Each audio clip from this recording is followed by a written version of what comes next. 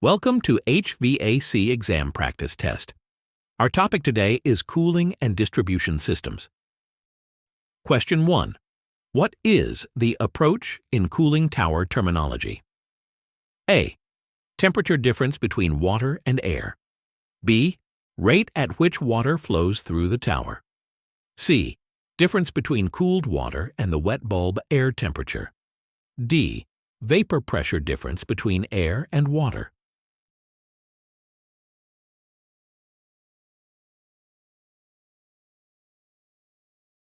The correct answer is C.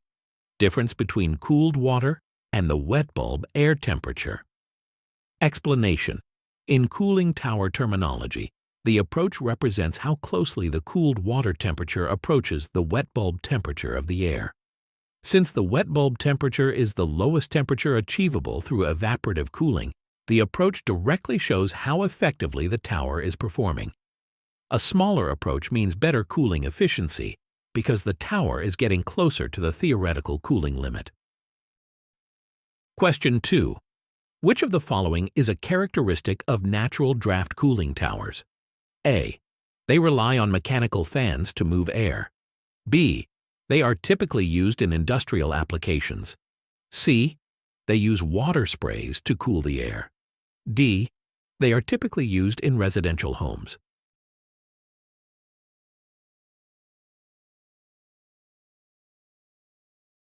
The correct answer is B. They are typically used in industrial applications. Explanation. Natural draft cooling towers work by using the chimney effect, where warm air naturally rises through the tall tower structure and draws in cooler air from below. Because they rely on natural airflow rather than mechanical fans, these towers must be very large to handle significant heat loads. This makes them suitable for heavy industrial facilities such as power plants and manufacturing complexes, where large-scale continuous cooling is required. Download the app by using the link in the description or by searching HVAC TruePrep AI Tutor in the App Store and Google Play to access more exam-like practice tests. Question 3. What is the main purpose of a chiller's evaporator? A. To store refrigerant. B. To circulate refrigerant through the system. C. To cool the refrigerant. D. To absorb heat from the water or brine and transfer it to the refrigerant.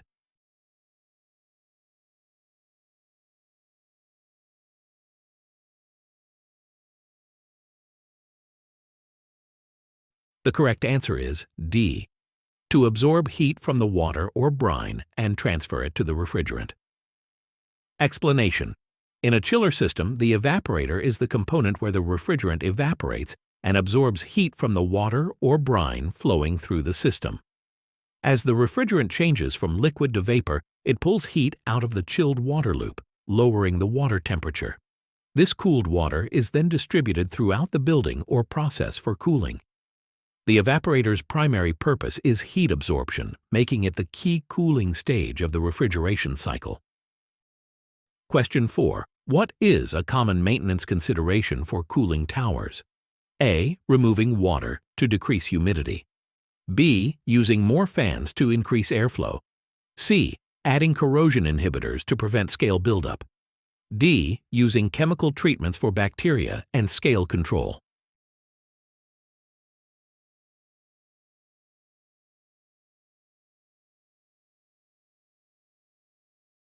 The correct answer is D. Using chemical treatments for bacteria and scale control. Explanation. Cooling towers create warm, moist environments that allow scale, algae, and bacteria to develop quickly. To maintain safe and efficient operation, technicians regularly apply chemical treatments such as biocides, algicides, and scale control chemicals. These treatments help prevent biological growth, reduce scale formation, and keep heat transfer surfaces clean. Without proper water treatment, cooling towers can experience reduced performance, equipment damage, and even health hazards such as Legionella growth. Question 5. Which cooling tower type uses a fan at the air entrance and is susceptible to recirculation and icing? A. Induced draft counterflow. B. Atmospheric tower. C. Forced draft counterflow. D. Spray-filled counterflow.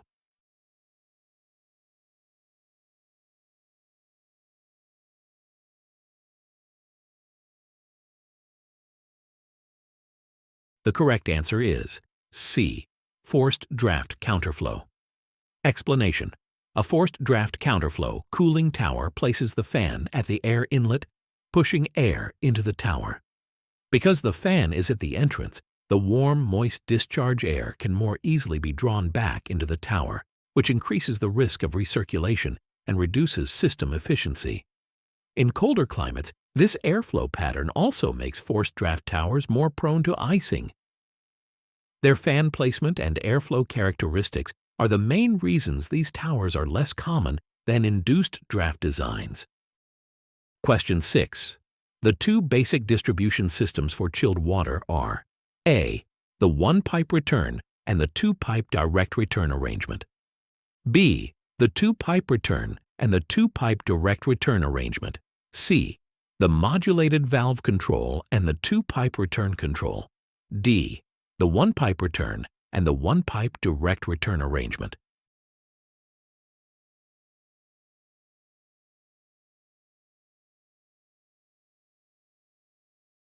The correct answer is B. The two-pipe return and the two-pipe direct return arrangement. Explanation. Chilled water systems commonly use two basic piping arrangements: direct return and reverse return.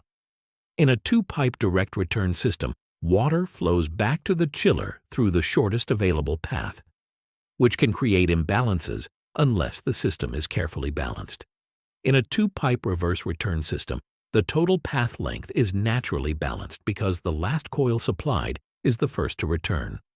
These two configurations form the foundation of chilled water distribution in most commercial HVAC systems. Question 7. What is the common temperature range in degrees F for chilled water designs? A. 24 to 64. B. 64 to 72. C. 34 to 54. D. 42 to 46.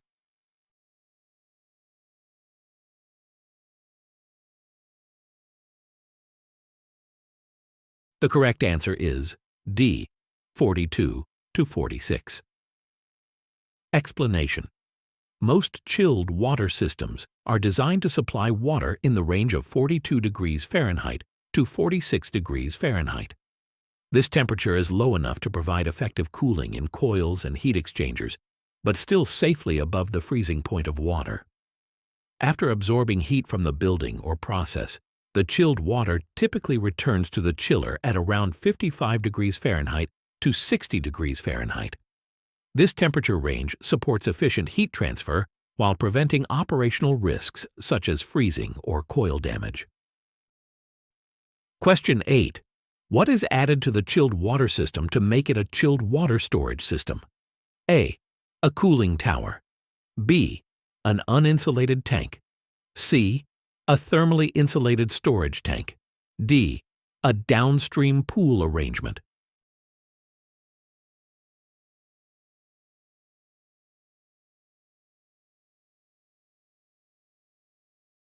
The correct answer is C.